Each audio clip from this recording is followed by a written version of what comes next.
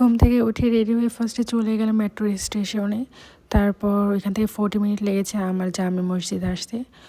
অনেকদিন যাবতে আমার হাজব্যান্ড বলতেছিল জামে মসজিদ ঘুরে আসার জন্য। তো ফাইনালি আসলাম এরকম একটা দিনে, সানডেতে, যেদিন হচ্ছে উপচে পড়া ভিড়।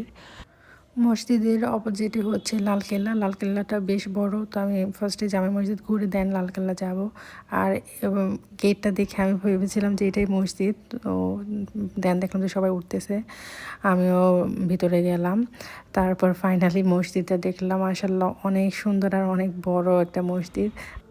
মুঘল সাম্রাজ্যের সবচেয়ে বড় মসজিদ ছিল এটা। তখন মুঘলদের রাজধানী ছিল পুরানা দিল্লি।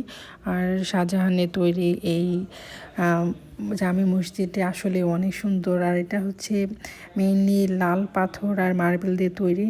তো আমি দেখতেছিলাম যে সেই সময় এত বছর আগে, মেবি 1856 সাল পর্যন্ত মুঘলদের সাম্রাজ্য ছিল।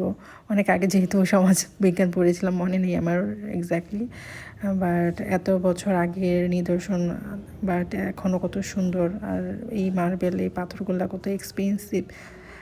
এখন এটা তৈরি করতেও কত টাকা লাগতো সেটাই আমি ভাবতেছিলাম। তারপরে মসজিদ দেখা শেষে দুপুর হয়ে গেছে, আমার অনেক ক্ষুধাও লাগছিলো। দেন এই মুরগি বিরিয়ানিটা নেই, এটা টেস্ট জাস্ট ওয়াও। আর এখানে খেয়েও আমার খুব ভালো লাগছে, যেহেতু মুসলিম এরিয়া।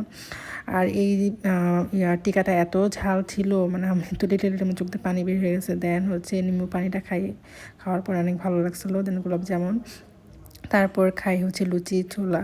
খাওয়ার পরে আমি যাই লালকেল্লা ঘুরতে। যাওয়ার পর দেখি সেখানে হচ্ছে 600 রুপি করে ফরেনারদের জন্য টিকিট। তো আমি যেহেতু বিকাল হয়ে গেছে, বেশি টাইম পাবো না ঘোরার জন্য, লালকেল্লা অনেক বড়, তাই আর টিকিট করি নাই। যে ভাবছে যে নেক্সট টাইম আমি আরেকবার যাবো।